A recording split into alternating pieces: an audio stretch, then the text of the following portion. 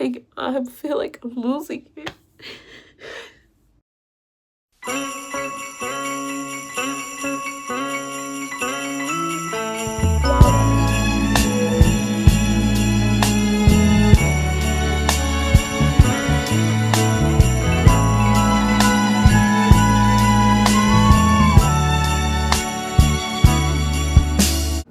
Happy Vlogmas Day 24.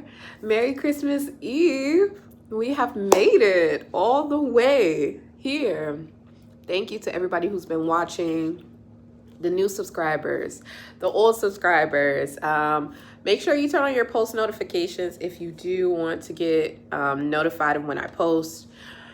But thank you to the commenters, the people who like, the people who watch the shorts, the people who comment and like on the videos, like everybody. I'm so grateful for everybody. When I started out, I think I was at like 6 subscribers, and we are now close to 40, and I am so grateful for each and every one of you guys. I don't take any of it for granted.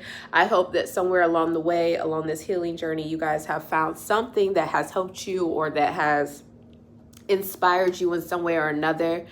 And that's what I plan to continue to do. So with that being said, I woke up and I was very productive. So I washed my wig and we are going back to the side part. I got up, got ready, did my makeup. That took a while. Now I ate. I'm about to clean up because it's been a mess in here. Normally when my mental is going downhill, so does this apartment. And although I love my fiance, he's a bit messier than me. So if I'm not on top of it, we just kind of, but he is a great cleaner. So I will give him that. I believe he cleans better than me. So, but I got to get that done. And then I have my first therapy session at 3:30. So right now it's 2:40. So I am going to clean at least until 3:15, and then kind of just get my notebook together, get my notes together, and go from there. So I might check in with you guys after that, but I'll just go ahead and show you guys me cleaning. Do not judge this place because, first of all, our apartment is tiny. So the smallest little anything is just going to make everything look cluttered, but there are some things that absolutely do need to be clean. For right now, we're only going to focus on the living room, and then after the therapy session, I will transition either to the kitchen, the bathroom, or the room. So come with me to get things together.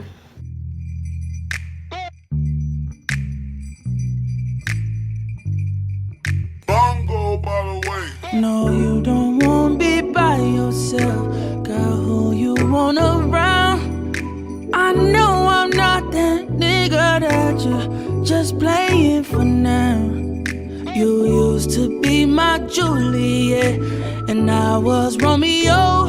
Where was you when the strangers at the table wishing it was you? Let me tell you that. Oh, baby, give me one more chance to get my shit together. That man next to you, playing with your heart. Now I'm decorating this tree all alone under the mistletoe. Yeah. Only thing missing is my Xmas at home. I know this sound crazy, but you're still my baby. You'll always be my baby.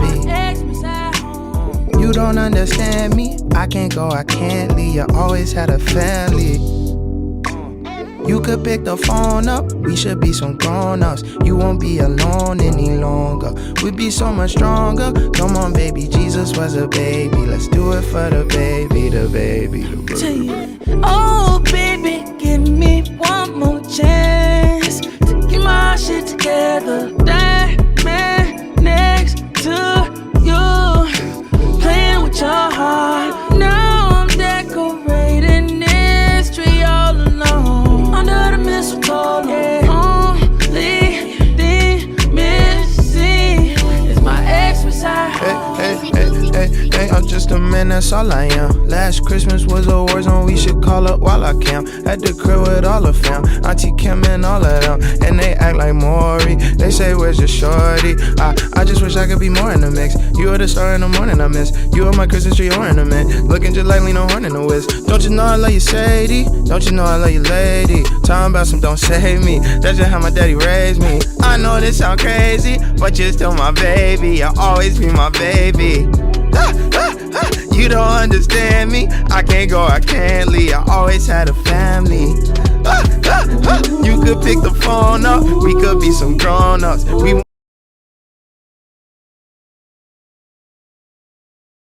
Oh my gosh. I've just had so many epiphanies. I just met with my therapist, and she is amazing. She's so good. We talked about so much. But the main thing was that I need to come up with things that I can do to help with my alcohol cravings in the moment. So we talked about like joining AA. And the reason why I never thought about it was because I always felt like I wasn't worthy of being in that space, because it's like people who have literally like lost everything to alcohol, people who can't function without it. And I just feel like if I was to show up and tell my story, they'd be like, that's it. And she was like, so that's not how AA works. She was like, the only thing that needs to happen is you have a desire to want to stop drinking. You don't even have to stop drinking. You just have to have the desire. And she was like, there's virtual, there's also in person. And then she was also saying that I need to do it because I need to find outside support. So AA was just an option. She also said she understands why I drink, but one of my homework lessons is to, because she says she wants to talk about it next week, she wants to know what triggers my cravings. And this will be interesting because I don't really think about it. And she was like, I know you think it's just a craving that comes to you, but there's something going on in the background. And that's what we're going to get down to so that we can stop it before it gets there, or we can feel it coming on and already start putting things in place before you start feeling it, which is what I wanted. Like, I'm so excited. And then she was just saying that maybe I do need to take a step back to set my boundaries. And then she said that it's important that I find my authentic self. She says she just keeps hearing that I keep saying, my fiance said, or my mom wants, or my fiance wants. She was like, but I never hear you say what you want. And she was like, what do you want? She was like, do you know? She was like, do you know who you are? And I was like, no, I don't. I was like, I was in the process of learning and I just lost my way. I lost my way. And she was like, what are you so afraid of that you won't make decisions for yourself? And I was like, I'm afraid of failing. And I was like, subconsciously, when I was younger, my parents, more so my dad, would talk down to me a lot, talk negative to me. And even in my adult life, when I'm doing things, I can hear his voice in the back of my head. And every time I think about making a decision, I just think about, if I fail, he'll say, I told you so. And it's been like an inner battle of trying to prove him wrong. And she was like, I need you to think about what it is that you want and who it is that you want to be. And then a really good thing that she said was, because I kept saying that, she was like, it sounds like you think that you're broken. And I was like, that's exactly the wording I kept using. And she was like, you're not broken. You're just transforming into who you view yourself as. And then she said, what I want you to do is think about who you aspire to be with, with your morals and values. Basically what she said was, if I'm describing myself to a blind person, what I think is important to say is aligned with me. And that could help me on a journey of who I want to be or who I will be becoming. And she was like, as far as your fear of failing, you're going to fail. She was like, have you never failed before? I was like, I have. I was like, and that's what my fiance was just telling me. Like, at the end of the day, you failed when you've heard other people tell you. So why not just take a chance on yourself? And I guess that just goes into self-confidence. But she said, I'm going to make mistakes. And she also had said like something really good. She said, the hardest lessons don't come with ease. She said, think about it. Think about the hardest lessons that you got and that you could actually remember. Were they easy? I was like, no, they weren't. And then she said, instead of thinking of things happening to me, just think of things like this was supposed to happen so that I can be better aligned with X, Y, and Z instead of looking at it as failing. And I really love everything that she told me. Also, I came across some informational stuff before I even got on that call that I wanted to share with you guys. So I'm going to send it over to my iPad. Oh, hey y'all. I know I said I had something to share with y'all, but Zion came home. He started asking me about therapy. I started telling him, and then one thing just led to another, and I realized I needed to run to the store to pick up my depression medicine because it is 5:22, and your girl cannot run out, and tomorrow's my last pill. And then I also need to get tape and electrolyte. Tape for the gifts, electrolytes for Zion, but me too, because that's probably why my head keep hurting. So I will see y'all. I don't know if I'll see y'all at the store or not.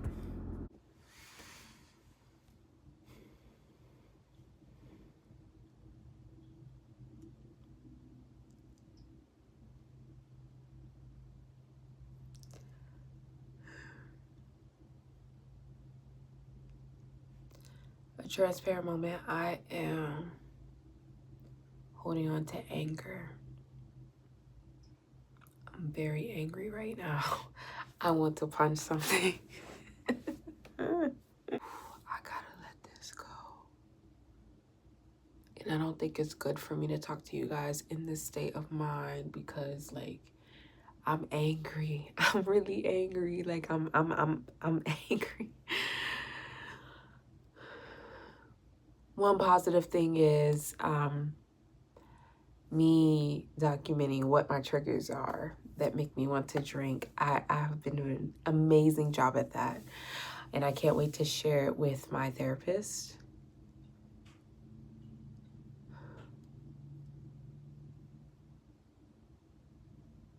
I'm going to wrap some gifts. I'm going to give you guys the quote and the song of the day.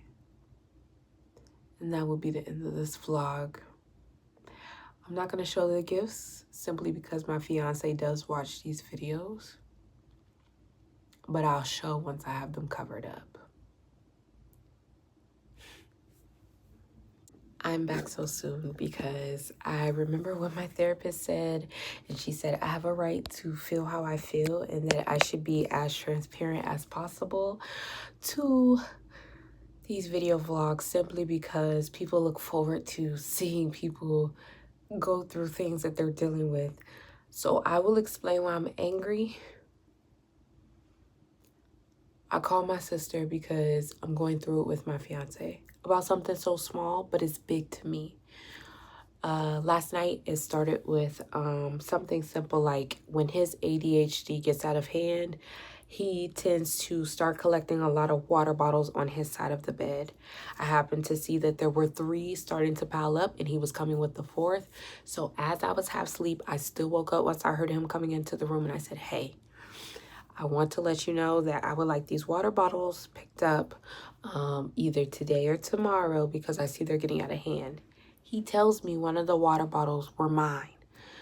To me, that doesn't logically make sense. We always sleep on separate sides of the bed. There was one time when we switched sides, but when we switched back, That is when I happened to go to his side of the bed and I realized there were so many water bottles underneath the bed and on the nightstand that I made sure we made it a point for him to get them all cleaned up. So I know for a fact I did not have a water bottle on his side.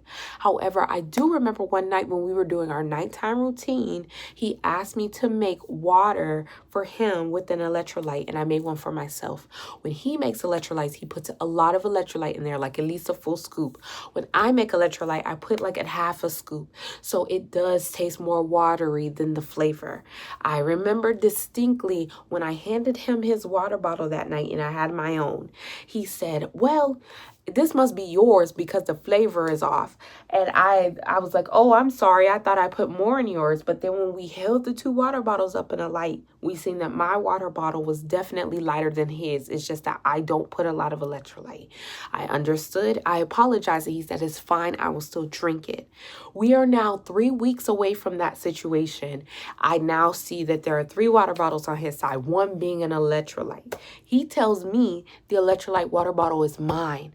Why would that make sense if I've never been on his side of the bed? And I don't know if it's just a trigger for me right now, simply because I'm in a vulnerable state and I don't want to be called a liar because I know I'm trying so hard to tell the truth and I already am feeling very vulnerable. I don't know if it's from my essay stuff and it's just like triggering me, but please don't call me a liar when I know what I know. And also on top of that, I just feel I've dealt with a lot of gaslighting from my family as it is, even down to my weight, them gaslighting me. So it's like I keep telling him because I've been catching him in lies. And I've been telling him, and then like when I catch him in the lies, he gets an attitude with me. And it's like, I've been telling him, please just be honest with me because right now I'm dealing with enough gaslighting in my life. I need one person to be stable enough to tell me the truth. I don't care how bad it hurts me, but please stop gaslighting me because I already don't know if I'm losing my mind, if I'm remembering things correctly or not. And I'm starting to really just lose it. So then we get into it about that. Then he broke my headphones like a month ago. He broke my big headphones that I like to use at the gym. He had told me he was going to replace them. He never replaced them. Okay, cool. I had a pair of wired headphones that I let him borrow whenever he would get on his laptop because he realized that the headset that he had was not working for his laptop. I gave him my headphones anytime he needed them to get on the game. There was never any issues. And I'm very delicate with my headphones. Mind you, he will go through 3, 4, 6 pair of headphones. And I'm still on my first pair. I'm very intentional about my headphones. Even the way that he pulls them out of the couch, I'm telling him, hey, be gentle. Those headphones, they're very flimsy. Yesterday, he's on the game with his new headphones. He went out and bought headphones like a week ago. He bought them. And he was like, I don't need to use your headphones anymore because I have my own. I said, oh, you're too good for us now. Okay, great. I never touched his headphones. I never moved his headphones. I never got our headphones confused because my headphones were always with my devices, simply because I always had them with me now because he never needed to borrow them. Yet yesterday, he realized that his mic wasn't working. Mind you, we never asked to switch headphones up until then. We never asked. He came to me and said, hey, can we switch headphones? I said, fine. Yeah, that's fine. We can switch headphones. I said, is there something wrong? He says, well, my mic isn't working. I said, okay, that's fine. I give him my headphones and he gives me his that are defective. I'm still able to hear what I need to hear. This morning, I switched them back because I'm like, hey, that's not on me. I know how rough he is with headphones. I know that I'm very gentle with mine. That's it. He's on his computer. He's saying, hello. His headphones aren't working the same way they weren't yesterday. Mind you, up until then, everything was literally working fine. And he literally, I say, are your headphones not working? He says, no. But honestly, I think you have mine and I have yours. I said, that's not true. These are mine. And you're trying to put that on me because yours aren't working. And that's not fair to me because I literally don't mind give you my headphones if you need them. But please just don't lie on me. Please don't do that to me. Like, not right now. Like, I'm already trying to make sense of what's real, what isn't. Please, not right now. And he's just like, well, I'm just telling you. He was like, I mean, like, your headphones were always broken. I'm like, no, they weren't. But I said, okay. okay. I said, you know what? You can have both headphones because I'm tired. I'm tired of being made like I'm going crazy in my own home. And I know the truth. I know the truth. I know the truth. And so he's getting mad at me that I'm calling him a liar. I'm getting mad at him that he's calling me a liar. So now I'm yelling and he's yelling. I'm like, you know what? Moving forward, I'm putting my name on any and everything I touch because I'm tired. I'm tired. I'm tired. And then I call my sister. I call my sister for the first time because I just want to talk to somebody. I just want to feel heard. My sister, she's talking about her issues. And I'm telling her, I'm like, it sounds like you're going through depression. Then she tells me, don't say anything. But yeah, our brother, he sent your video around to everybody. And he called me and he said that he feels like you're not yourself and that there's something wrong with you. I said, like what? Like what? He says, yeah, you crying and looking down and stuff. That's not my sister. That's not my sister. It's what he said. And he said that your fiance must be doing something to you. Mind you, all of my videos have literally been explaining exactly what I'm going through. So that means you did not listen. You did not listen to comprehend. And that makes me frustrated because I feel like I'm going crazy. Then she's like, I had to explain to him that we're females. It has nothing to do with being a woman or a man. I'm like, and after a while, I just suppressed myself. I'm just like, I'm going to just let her say it because these people think I'm crazy. I just want to shut down and not talk to nobody. But I'm holding anger. Holding so much anger, I want to fight. Because it's like, how is everybody misunderstanding me? When I'm being so clear, I'm giving myself in the purest form. I shared my video with my siblings in hopes that they would understand me, and instead they took what they wanted to from it. Then what really hurt was my brother literally saying that every time my mom mentions his baby mother, I hang up. After I explained to this man that the reason why it is a sensitive topic for me is because when I got engaged, my mom looked at my engagement ring and said, oh, okay. Anyways, it went back to the conversation. My dad never even said congratulations. They never asked me anything. They never asked me about engagement plans, wedding plans, nothing. Nothing. They didn't even announce it to the family. Then, when my brother found out that he was having a baby, my mother called me and woke me up out of my sleep. You would have thought it was Christmas the next day. She said, did you hear your brother's having a baby? She says, I got to get a car seat. I got to get a new car. I got to set up a bank account. I got to do this. I got to do that. And it hurt me. But you know what? I still let him have his time. I still let him have his moment. I didn't even tell my mom in that moment. I let her get it out. I was just excited for him as my mom was. But then when I realized that she kept calling me, what really set me off was I called her. I was on set. I was feeling sick. I threw up. I was feeling so sick. I wasn't eating that whole week. I had to run. And I threw up on set. And I felt so empty by the time I got back to the hotel. I just wanted my mother. I called my mom after I got off set. And I told her, I said, Mom, I threw up on set. I'm not feeling well. She said, you sound like my brother's baby mom. She said, are you pregnant? And that hurt me because it's like, you're taking away my moments. You can't even separate them because you're so obsessed with this situation. So, of course, I don't want to hear about it anymore. So, another time, my mom called me doing the same thing. And finally, I told her, I said, Mom, it hurts. It hurts that you can show up for my brother when he's having a baby, but you can't show up for me knowing that I just got engaged. And she says, well, if you told me you were having a baby, I would have been happy. And I told my brother all of this. I told him all of this. And I told my mom, I said, don't call me telling me nothing else. I don't want to hear nothing else. And now he takes it as I just am so upset with hearing about his baby mom. It has nothing to do with her. That's so frustrating. Like, it doesn't matter how transparent you are. It doesn't matter how you tell people how you got here. They will always make their own assumptions of you. And that makes me angry. That makes me so angry. And then my mom, she could have made it right. She could have went on Facebook and told everybody about me and my brother's situation. But instead, you know what? She only posted that my brother was having a gender reveal. And everybody's congratulating him. And nobody knew I was even engaged after the conversation I had with her. Yeah, all my brother took from this is that I hang up when my mom talks about his baby mom. Like, I feel like I'm losing it. I'm just so tired, man. I'm so tired. I'm gonna wrap these gifts. And let me give y'all the song of the day and the quote of the day. Hold on. Actually, I don't feel like wrapping gifts today, so I'm not. I am about to go back into isolation. Not from you guys, but definitely from family. I just wanted a community so bad. When I feel so low, I just wanted to be seen and heard by my siblings. I just wanted to be embraced and loved with open arms. But I guess I'm just grieving the fact that it's just never going to happen. It's never going to happen.